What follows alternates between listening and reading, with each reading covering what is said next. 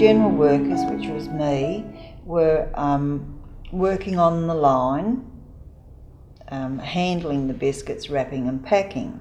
Then you come up to the four ladies who have their own departments to supervise. Then we come up to the head lady, who she was at the time, and she was having the supervision of the whole lot. It's a long day, but that's how this plant was. You got used to it like any other job, really. No, in those days you never worked and chatted. No. Why not? Because you weren't allowed. You're there to do your work and that's it. So who would stop you from talking? God rest her soul, she's not with us anymore. I was talking this particular day and she'd walked past and seen me, and apparently when she was on her way back again, I must have been talking again, and she came over and gave me a serve and told me that I would be the worst girl in this factory.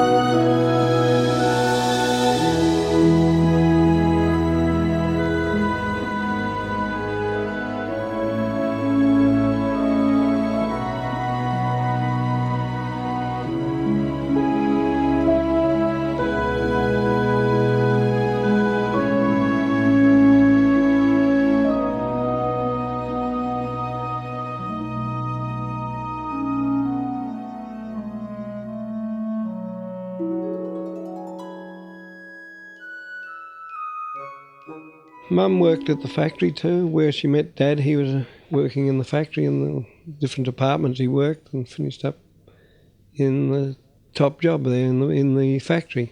My first job was in the dispatch in the store, warehouse. What were you doing there? Oh, well, I was making up the orders. You'd pick up the tins of biscuits and they'd say what wanted such and such order, and you'd go down with a trolley and put them on and bring them back or carry them. After the war, I could come back and they put me back in dispatch, and I was up there. Those days, they gave all the ex-servicemen the jobs back there. And I used to repair crates, wooden crates we had for sending biscuits away. And then when a vacancy came, I was put around in the tin shop, what they call the tin shop, around on the corner of South Terrace and Wardy Street. Went there and unload the trucks there and count the tins and check all the invoices, what the drivers had credited them with. And I was in charge of that department for years. And then they went out of tins into cartons and they shifted me again. I was in goods inwards and things like that, or in packaging at least, packaging. And finished up in goods inwards, but I worked in packaging everywhere. They shifted me all over the place, different departments. I'd worked for so long.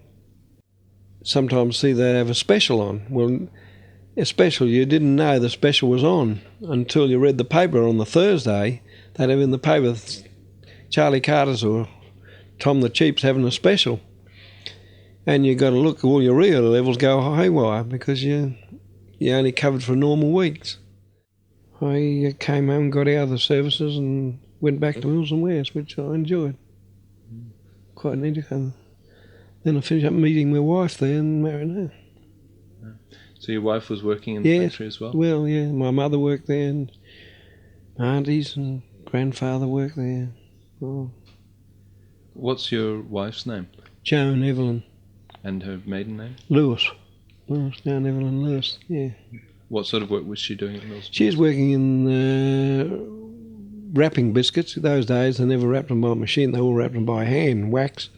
Well, I did 6 weeks once on every department in the factory, getting the know of it all, because no good putting you in charge and you don't know what's going on further down the line.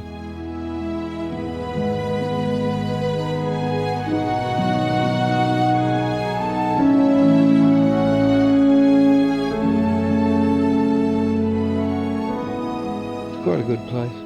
It's a shame to see so many people, made a living out of contributed so much to the state they did with the factory. People, their homes and family life, and then in turn the production, the material side of it, how the other factories depended on them too. It's a shame.